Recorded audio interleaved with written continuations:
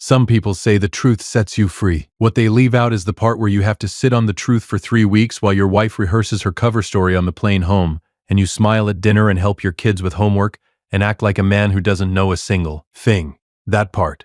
They always leave that part out. My name is Randy Logan, 42 years old, custom home builder, Raleigh, North Carolina, North Hills neighborhood. The kind of man who gets up at 5:30 because the job site doesn't wait, drives a truck with sawdust on the floor mats because that's what honest work looks like, and built the back deck of his own house with his own 2 hands over 4 weekends in June because he wanted his wife to have the porch she'd talked about for 3 years. The porch. I think about the porch a lot now. My wife's name is Claire, 39, real estate agent, the kind who hosts open houses in Blazers and sells homes that other men build. We met in 2009 at a mutual friend's backyard barbecue in Cary, where she laughed at something I said about lumber costs, and I thought this woman is going to be trouble.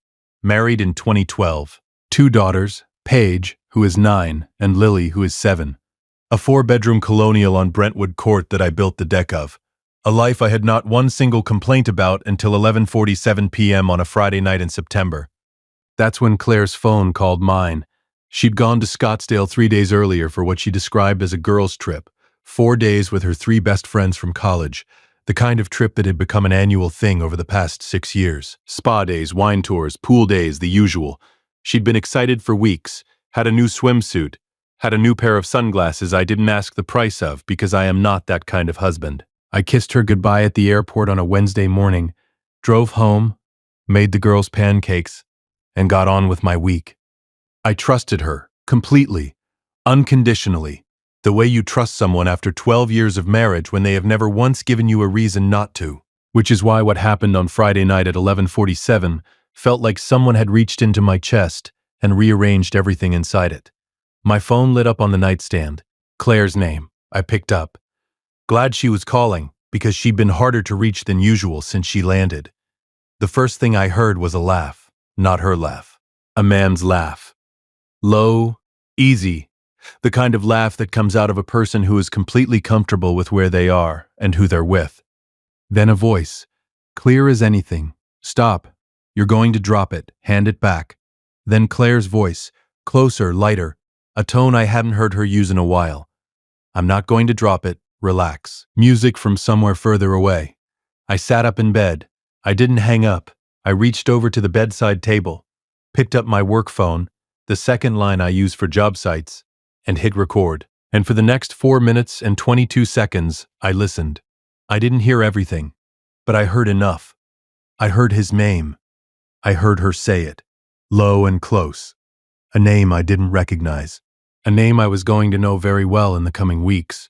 The call dropped at 11:52. I set my phone down on the nightstand. I sat in the dark of my bedroom on Brentwood Court in Raleigh, North Carolina, and for about 45 seconds I did something I hadn't done since I was 11 years old, and my father told me he was leaving. I just sat with it, the weight of it, the specific nauseating weight of something you can't undo. And then I went to the kitchen, made a pot of coffee, sat at the table, and started making a list. I didn't know yet what was going to be in the manila envelope. I didn't know yet what my attorney was going to say when I called him Monday morning. And I absolutely did not know yet that Claire was going to walk back through that front door in 3 weeks with a tan, new earrings, and a story so carefully rehearsed that she'd clearly been working on it since the moment the call dropped. But I knew one thing. I was going to be ready. The thing about being a builder is that you understand the difference between reaction and preparation. Any man can react. You drop something on a job site, you react. You look down, you assess. You swear if you have to. Reaction is automatic. It costs nothing and it means nothing. Preparation is where the work is. You read the plans before you pour the foundation. You measure before you cut. You build the structure before you hang anything on it. I had 3 weeks, so I prepared. Monday morning at 8 a.m., I was sitting across from Aaron Briggs in the conference room of his family law office on Glenwood Avenue, 3 miles from my house. Aaron and I had gone to NC State together, had stayed loosely in touch the way men do when they end up in different professions but still run into each other at Wolfpack games. I knew he was good at his job. I just never imagined I'd need to know that. I need you to start preparing, I told him. I don't know yet what I'm going to do, but I need the documents ready. Aaron looked at me over his reading glasses. He had the expression of a man who has heard this sentence before and understands exactly what it means. How certain are you? I recorded 4 minutes and 22 seconds of audio. Enough to know his name. Enough to know this wasn't the first time. A pause. I'm going to ask you something and I need you to answer it straight, Aaron said. Did you want to try to save this marriage? Or are you here to end it correctly? The hands I'd built the deck with. I'm here to end it correctly, I said. He nodded. He opened his laptop. And he got to work. Welcome back to Sweet Family Revenge. Grab your snacks, get comfortable, and remember, the people in these stories had every chance to behave themselves. They just chose wrong. Drop a comment and be sure to subscribe. You're going to love it here. The next 3 weeks were the most disciplined I have ever been in my life. And I say that as a man who once framed an entire house in 11 days because the client needed to close on time. Paige and Lily didn't know anything was wrong. That was the primary objective. The girls stayed in their routine. School, soccer practice, dinner, bedtime. I made their lunches. I helped Paige with a book report on the American Revolution. I watched Lily's soccer practice on a Thursday afternoon and hollered when she scored. Because she scored, and she's 7. And she was proud. And I was not going to let what was happening to me steal that moment from either of us. Claire called every night. Cheerful, warm, present in the way of someone who has decided that enthusiastic contact is the best camouflage. She told me about the spa, the pool, the wine tour to a vineyard in Sedona, a sunset hike where one of her friends had worn completely wrong shoes and they'd all laughed about it. It sounds like you're having a really good time, I told her. The best. I miss you guys, though. We miss you too. Every syllable of that conversation was a performance. Hers and mine. The difference was that mine was intentional. Aaron worked fast. By the end of week 1, the separation agreement was drafted. By the end of week 2, I had spoken with my accountant, a precise woman named Janet Foss, who had managed my business finances for 6 years, about the structure of my contracting LLC. What I had not told Claire because it had not come up, because I had always managed the business finances separately. The LLC had been restructured 18 months earlier on the advice of Janet and Aaron working together as part of a standard asset protection plan. The business, currently carrying 14 active contracts worth approximately $2.1 million in total value, was held inside a family trust. My salary drew from it. The equity did not sit in my name as a personal asset. Janet looked at me across her desk on week 2. She's going to think the business is marital property, Janet said. I know. It isn't. I know that too. Janet closed her laptop and folded her hands. Randy, how long have you known? 18 months ago when we restructured was a precaution. I paused. This was 2 weeks ago. She was quiet for a moment. I'm sorry. Thank you, Janet. By the end of week 3, I had everything. The separation agreement, the asset documentation, the LLC trust structure, the recording, time-stamped professionally transcribed by a legal transcription service Aaron recommended, and attached to a document noting the circumstances under which it was obtained. And one more item which I'll tell you about in a moment. Claire's flight landed on a Saturday afternoon. She texted me when she was in the Uber. On my way. So excited to see you all. 3 exclamation marks. She'd counted them.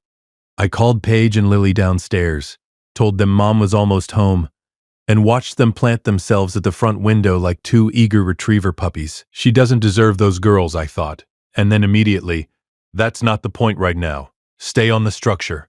The Uber pulled up at 6:47 p.m. Claire came through the front door with her carry-on and her new earrings, small gold hoops I hadn't seen before. And the girls launched themselves at her and she scooped them both up and laughed in the way of someone who has genuinely missed her children. Because she had. And that part, I believe, was real. She looked up at me over their heads. Hi, she said. Soft, warm. The full performance. Welcome home, I said.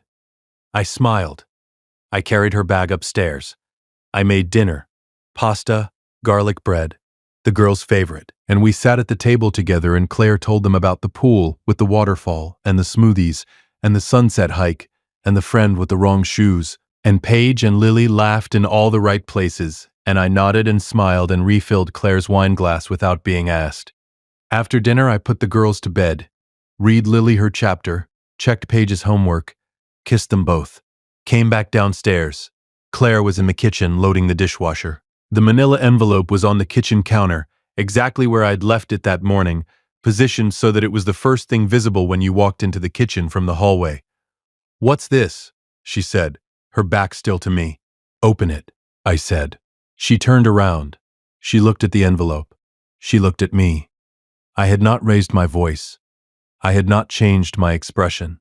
I was the same man who had carried her bag and refilled her wine glass and smiled when she came through the door. She picked up the envelope. There is a specific silence that happens when a person opens an envelope they weren't expecting and finds exactly the thing they should have been expecting. Not a gasp, not a cry, just an absolute, total, held-breath stillness, like the moment between a bolt of lightning and the sound that follows.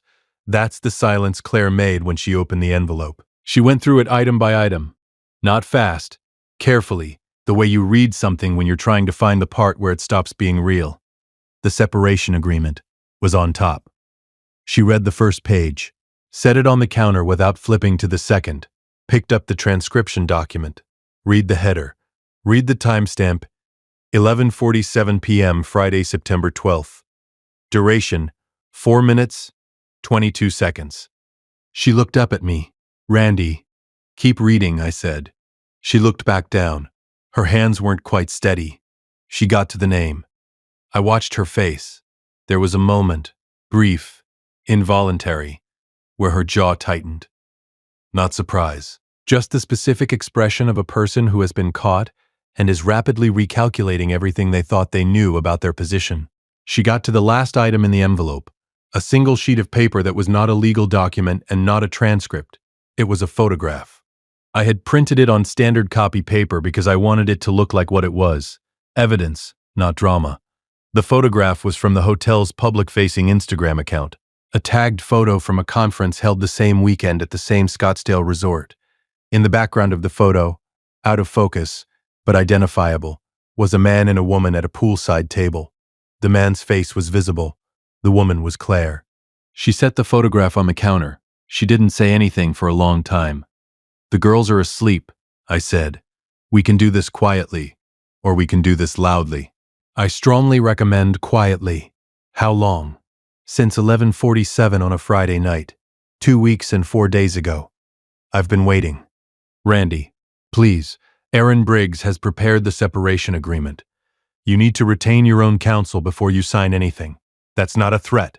That's advice I'm giving you, because it's the correct advice." The specific crying of a person who knows they are not in a position to ask for anything. "I can explain." "You can't," I said, quietly, not cruelly. "Just accurately. I listened to 4 minutes and 22 seconds of your phone. You said his name twice. That is not something that can be explained." The kitchen was very quiet. Lily's nightlight was visible under the upstairs hallway door. "I love you," she said. I looked at her for a long moment. "I know you think you do," I said. "Retain counsel. I'll be in the guest room." If you've been listening for a while and want stories like this to keep coming, it really helps if you hit that like button and subscribe.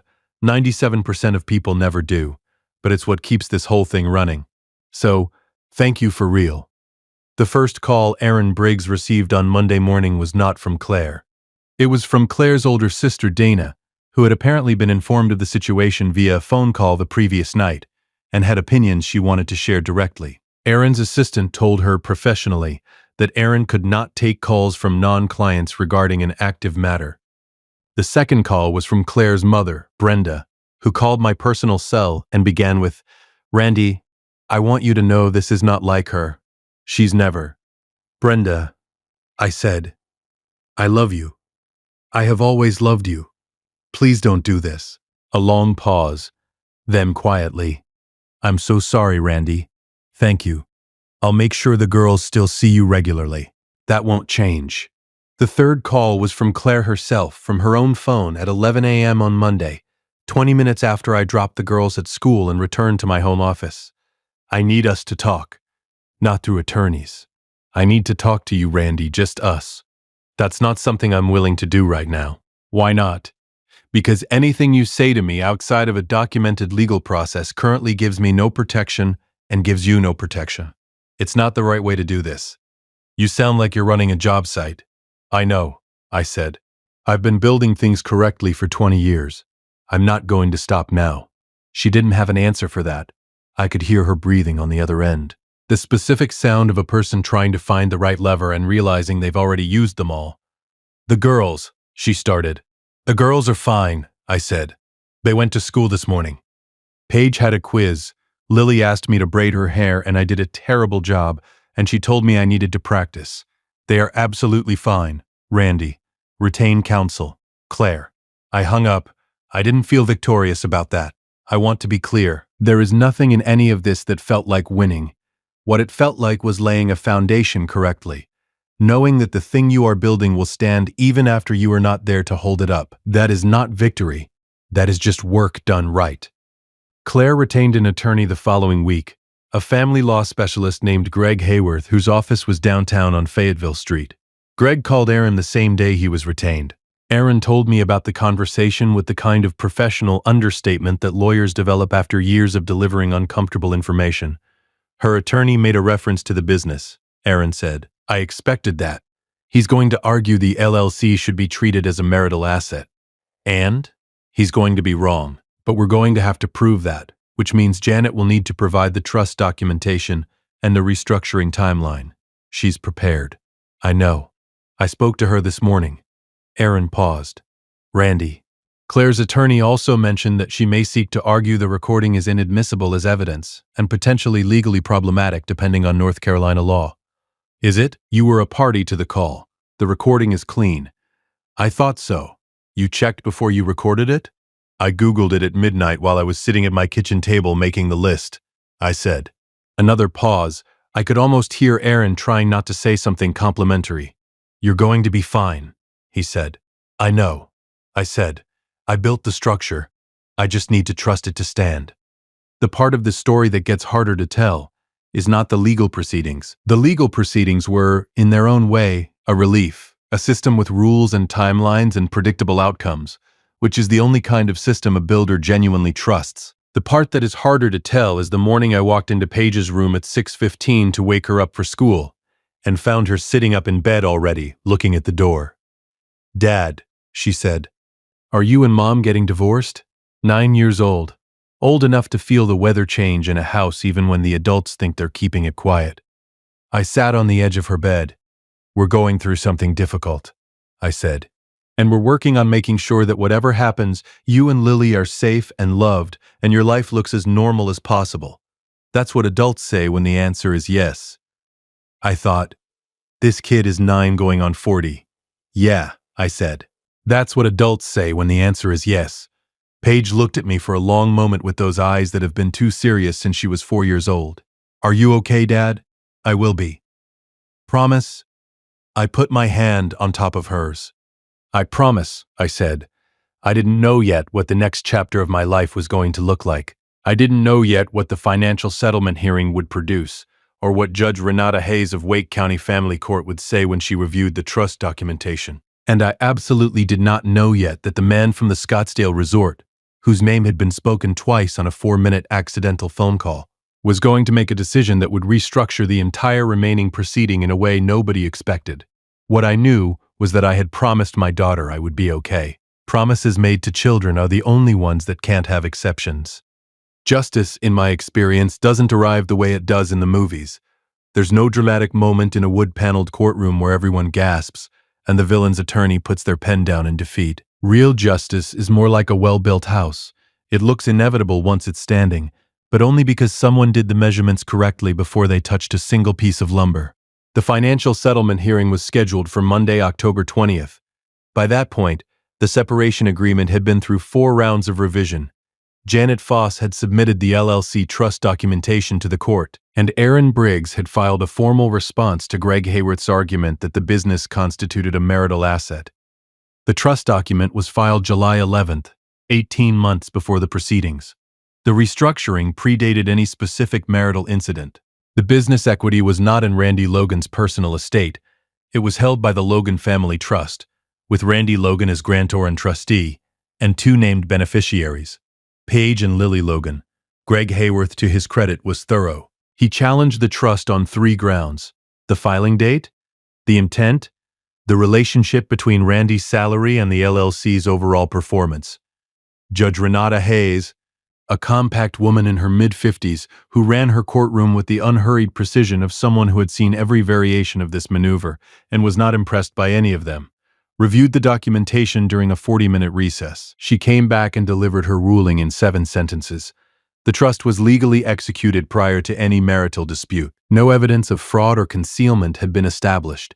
The LLC business equity was not marital property under North Carolina law as structured. The separation agreement would proceed on the basis of liquid marital assets, the joint accounts, the joint retirement, and the marital home.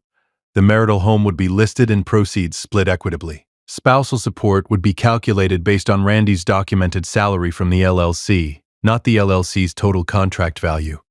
Any further challenges to the trust structure would require a separate proceeding with new evidentiary standards. Greg Hayworth made one more attempt. Judge Hayes looked at him over her reading glasses. Counselor, the document was filed 18 months ago. Unless your client has evidence that Mr. Logan had knowledge of the specific events in September at the time of the July filing, I'm going to ask you to move on. If you've made it this far, do us one quick favor. Subscribe. A lot of people watch without ever doing it, but it costs you nothing and means everything to us. Thank you, genuinely. I want to tell you about the man from the Scottsdale Resort. Because he matters to this story, and because the way he entered the proceedings is one of those things that sounds too precisely calibrated to be real, but is exactly as real as everything else I've told you. His name was found through the hotel's conference booking records. Aaron identified him through a process I'd rather not detail here, but which was legal and thorough and took about a week. He was a residential developer from Phoenix, 45, divorced, no children, who had attended a Southwest Regional Developers Conference at the same resort the same weekend. His name had appeared in the hotel's public conference attendee list. He had not known Claire was married. Aaron's investigator confirmed this through a fairly straightforward source, an email exchange between him and his own attorney in Phoenix, retained after the Scottsdale events, in which he made repeated reference to his shock at learning the full situation. He had believed, apparently, that Claire was recently separated, a detail she had provided, a detail that was not true. That information arrived in my attorney's hands through a parallel legal process I won't detail. What matters is that it arrived. When his attorney contacted Aaron to discuss the situation, Aaron called me. He wants to know if you're pursuing any civil action. I'm not. He wants to apologize. I was quiet for a moment. Tell him I'm not interested in an apology from him. I'm not angry at him. He was told a lie by someone he trusted. That's not unfamiliar territory. A pause on Aaron's end. That's generous. It's not generosity, I said. He didn't betray anyone who trusted him. She did. Those are different things. The Phoenix attorney called back once more, 2 days later, with one additional piece of information I hadn't known. Claire had told him, at some point during the weekend, that she had plans to leave the marriage. Not that she had already left. Not that there was a process underway. Just that she had plans. I filed that information in the back of my mind alongside everything else. Plans. She had plans. She had gone to Scottsdale with plans. And she had come home to a kitchen counter and a manila envelope that had moved faster than her plans. The divorce was granted on a Friday afternoon in late October. The marital home went on the market November 3rd. Claire moved into a rental in Midtown Raleigh. The girls stayed with me on Brentwood Court through the end of the school semester, per our custody agreement, primary school stability provision, Aaron's recommendation, approved by Judge Hayes. The business carried on, 14 active contracts. Good work. Correct measurements, nothing built that would have to be torn down and rebuilt. And the porch. This is the part I come back to. I built the back porch of the Brentwood Courthouse myself, 4 weekends in June. Pressure-treated lumber, composite decking, a pergola overhead that Claire had picked from a design magazine and circled in pen. I built it because she wanted it, and because I was good at it, and because building something for the people you love is one of the most honest things a man can do with his time. On a Saturday morning in early November, Paige and Lily, due at noon, The house on the market but not yet sold. The last few weeks of the only home my daughters had ever known. I went out to the porch with my coffee and sat in one of the chairs I'd set up before the listing went live. The yard looked good. The pergola was solid. The composite decking wouldn't need replacing for 30 years. I thought about the man from Scottsdale. Thought about whether I was angry at him. Decided I wasn't. He got lied to, too. I thought about Claire, about the kitchen table conversation, about the held breath silence when she opened the envelope, about 11:47 p.m. and 4 minutes and 22 seconds of a life I hadn't known I was living. I thought about Paige saying, "Are you okay, Dad?" I thought, I built this porch for the wrong reason. I built it because I thought it would make someone happy who had decided a long time ago to be unhappy with me. I thought, the next person who sits on this porch will love it. They'll put their coffee cup down on the railing I set exactly level. They'll watch their kids in the yard. They'll think someone built this carefully, and they'll be right. That's enough. Lily arrived at noon with her soccer bag and a drawing she'd made at her mom's place. Crayon yellow house, green yard, stick figures. Dad, Paige, Lily. 3 figures on a porch. That's us, she said. On our porch. That's us, I said. I put it on the refrigerator with a magnet shaped like a football, because it was the only magnet I had. I stepped back and looked at it. I didn't know yet what the next house would look like, the one I'd build for us after Brentwood Court sold. I didn't know yet what the next chapter looked like, specifically, but I knew it would have a porch. I'd know how to build it, and this time, I'd build it for the right people. Lily tugged my sleeve. Can we have lunch? Yeah, I said. What do you want? Grilled cheese. Obviously. She beamed. I made grilled cheese. Some things you build. Some things you rebuild. The difference is just in knowing which is which.